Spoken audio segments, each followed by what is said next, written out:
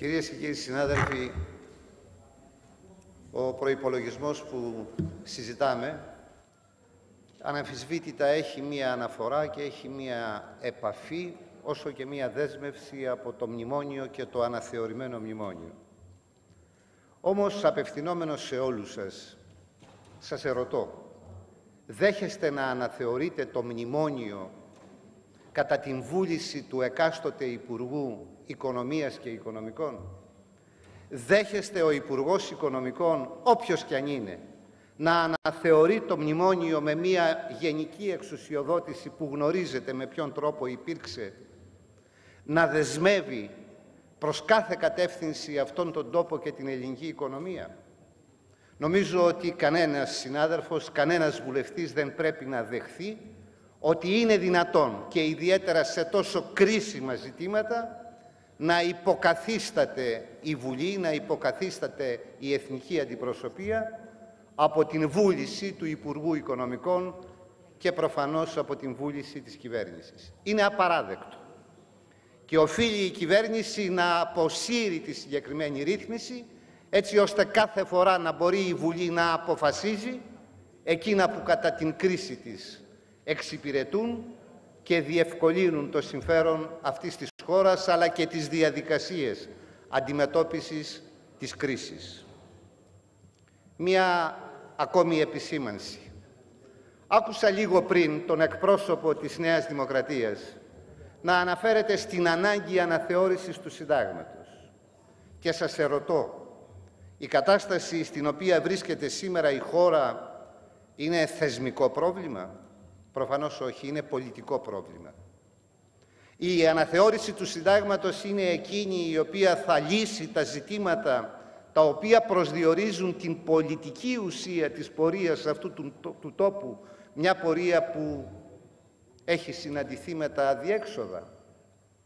Και επειδή το παράδειγμα μπορεί να διευκολύνει την κατανόηση του πολιτικού μου ισχυρισμού, σας ερωτώ, το Σύνταγμα δεν ομιλεί για την προστασία της εργασίας?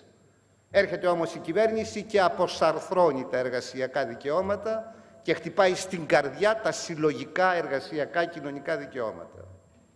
Το Σύνταγμα δεν ομιλεί για την μη χειροτέρευση της θέσης του πολίτη, και όμως μια σειρά από ρυθμίσεις οπισθοδρομούν, ρυθμίσεις που είχαν κατακτήσει οι εργαζόμενοι με τους αγώνες τους, αλλά και η λειτουργία της πολιτικής είχε φτάσει στο να ικανοποιήσει μερικά από τα πολλά αιτήματα τα οποία αφορούν στις ατομικές ελευθερίες και στα κοινωνικά δικαιώματα.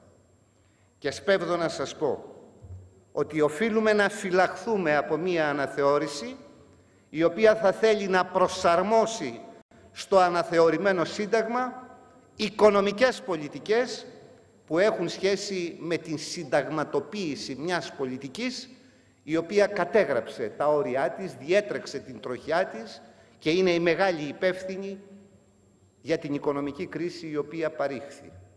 Παρόμοια προσπάθεια έγινε και στο επίπεδο της συνθήκης της Λισαβόνας για να αποτραφεί την τελευταία στιγμή, όπου η συνθήκη της Λισαβόνας ήθελε να συνταγματοποιήσει τον νέο φιλελευθερισμό και να τον καταστήσει διάταξη της συνταγματικής, όπως συνηθίσαμε να την ακούμε, Ευρωπαϊκής Συνθήκης.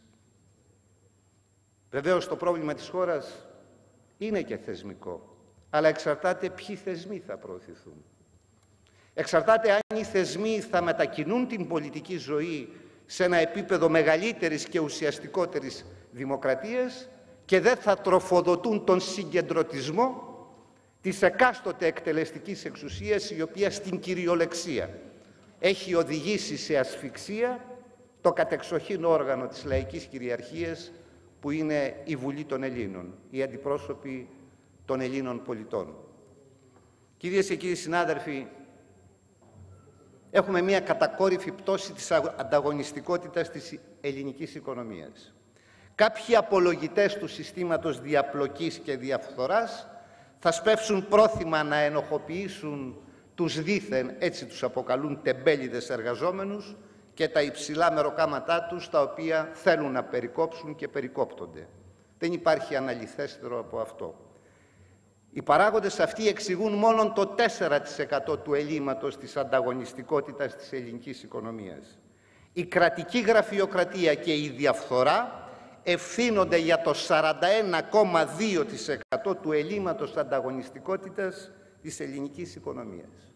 Και είναι προφανές ότι χωρίς την ριζική ανατροπή του συστήματος διαπλοκής δεν πρόκειται να υπάρξει το επιθυμητό αποτέλεσμα και μάλιστα εξαιρετικά επιθυμητό μέσα σε μια κατάσταση οικονομικής κρίσης. Την ώρα μάλιστα που με σαφήνεια, μόνο αυτή τη σαφήνεια έχει ο κρατικός προϋπολογισμός του καινούριου έτους, με σαφήνεια περικόπτονται οι αποδοχές και απομειώνεται η αμοιβή της μισθωτής εργασίας.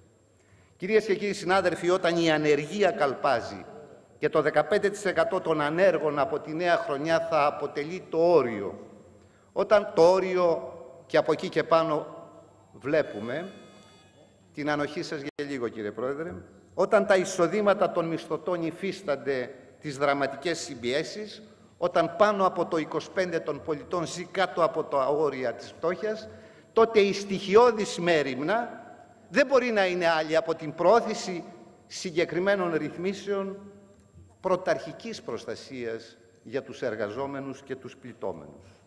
Κυρίες και κύριοι συνάδελφοι, το τακτικό επίδομα ανεργίας διαρκεί μόνο 12 μήνες. Λειτουργεί περισσότερο ως επιδότηση των εργοδοτών σε κλάδους με εποχικότητα που απολύουν τους υπαλλήλους τους στο τέλος της σεζόν και τους επαναπροσλαμβάνουν στην αρχή της επόμενης.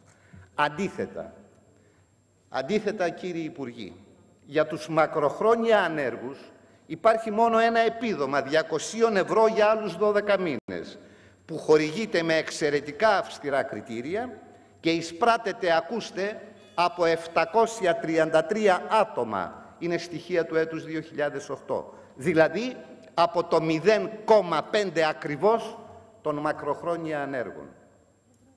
Είναι κοινωνική πολιτική σε κατάσταση οικονομικής κρίσης, καμία αντίρρηση.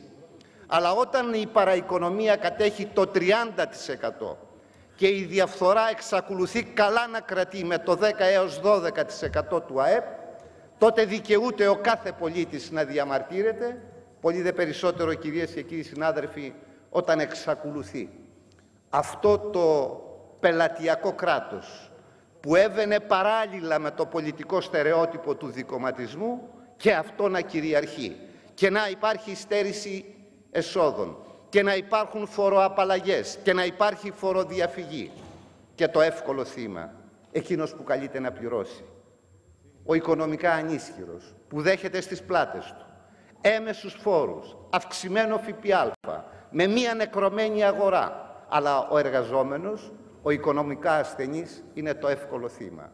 Δεν είναι δυνατόν με αυτή την λογική του κρατικού προϋπολογισμού να συμφωνήσει οποιοσδήποτε. Είτε συνομολογεί το μέγεθος της κρίσης, είτε και το αρνείται. Για αυτούς τους λόγους καταψηφίζουμε τον προϋπολογισμό.